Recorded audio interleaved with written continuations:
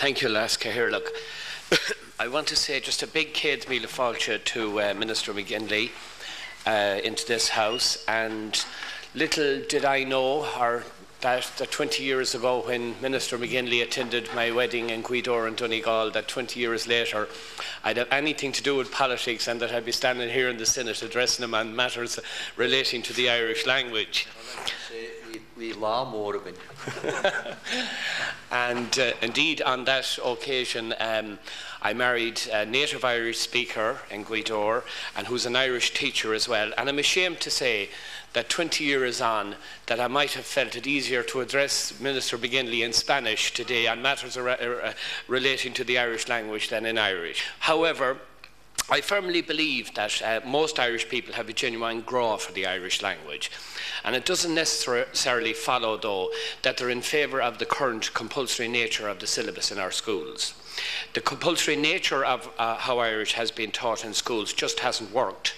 And this was recognised back in 1924 by the Minister for Education, Owen MacNeill, when he commented, "You might as well be putting wooden legs on hens as trying to restore Irish through the school system." We need to make the Irish more readily accessible and attractive to all those who wish to enjoy it and learn it, but to compel is to repel. In contrast to this compulsory system, I wish to highlight the effectiveness of every Gaeltacht in the country. Each year, over 25,000 students attend the Gaeltachts, generating €50 million in these areas.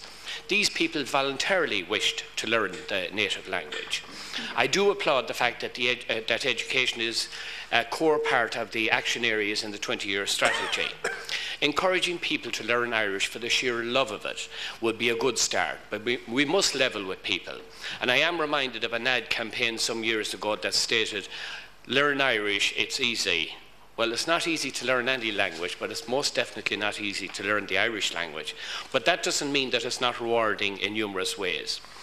The 20% of places in colleges of education for those educated through Irish, those who do well in the Leaving Cert in Irish, is an important development. But I would also say that what's worth mentioning is that a weighting or a higher points rating should be given to Leaving Cert students, including Irish, which are more relevant to the tertiary courses being applied for. For instance, someone applying for a degree in languages should be afforded more points for Irish and other languages than if they had, say, science subjects primarily. And similarly, those applying for science degrees should gain more points for biology, physics, etc., than the less relevant subjects. And this would have the effect of steering students towards courses that would more reflect their academic strengths. Related to this point, the requirement to need Irish to gain entry to some colleges has no doubt denied some students the chance to explore and possibly excel in their own chosen field of study. So to conclude, of course the Irish language has an important role in our culture and society. We need to allow people the chance to embrace this culture and not to attempt to have it forced upon them. Gura míle maith agat.